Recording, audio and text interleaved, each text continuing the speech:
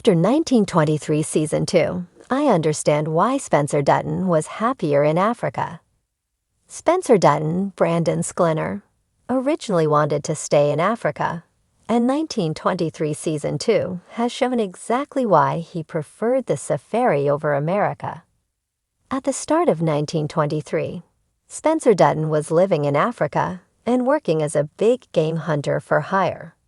He was relatively happy there, and once he met Alexandra, Julia Schlapfer, his life became almost perfect. However, by the end of 1923 Season 1, Spencer was on his way back to America to help the rest of the Dutton family tree fight for the Yellowstone ranch. Spencer had a few reasons to stay in Africa, such as his PTSD from World War I, and the fact that he liked the danger of being a big game hunter. But it was still a bit odd that he preferred a foreign land to his home country. After all, Spencer had almost no friends in Africa aside from his guides. He was suffering from the major trauma of fighting in a war, and he whiled away most of his days by drinking. 1923 Season 2, Episode 4, however, proved that Spencer was more than justified to like his life in Africa.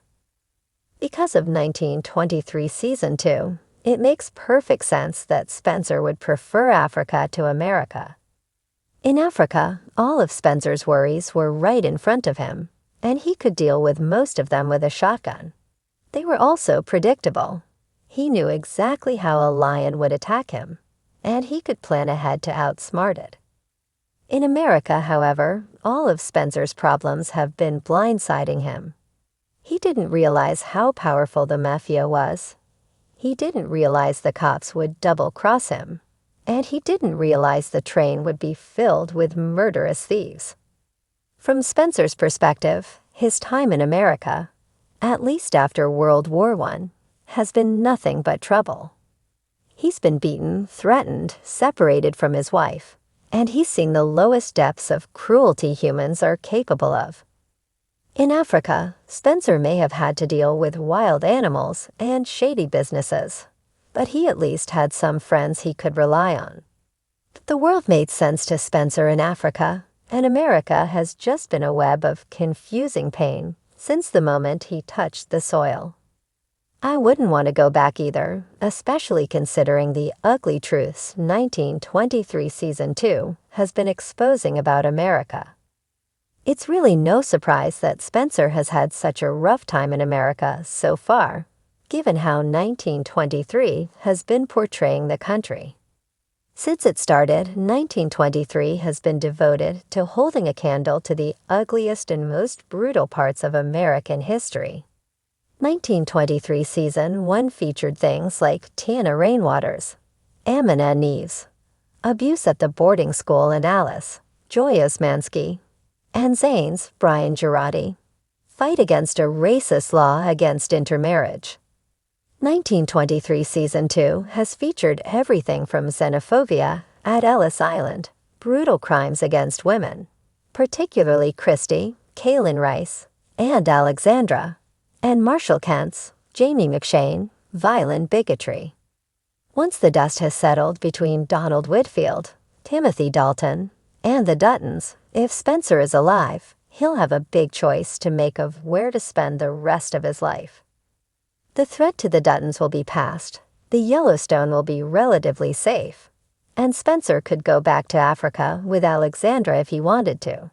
However, it seems likely that Spencer will choose to stay in Montana if he lives to see the end of 1923 Season 2. Alexandra is pregnant with his child, and he probably wouldn't want to make another perilous 6-month journey with a pregnant woman or a newborn child. After watching ** 1923 * Season 2, I finally understand why Spencer Dutton was happier in Africa. It wasn't just the thrill of the hunt or the wild beauty of the land. It was the freedom it gave him.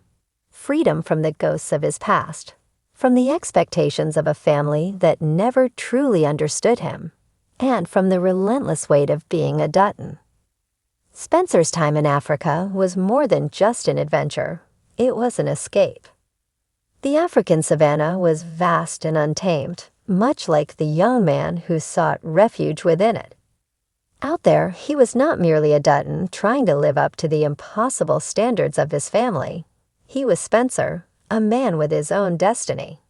He wasn't burdened by the struggles of the Yellowstone ranch, by the ceaseless battle for survival that had consumed his ancestors. In Africa, life was reduced to its purest form: survival, instinct, and connection to the land. And in that simplicity, he found joy. Returning to Montana in Season 2 was a stark reminder of why he had left in the first place. The Yellowstone Ranch, with all its legacy and honor, was also a place of suffering.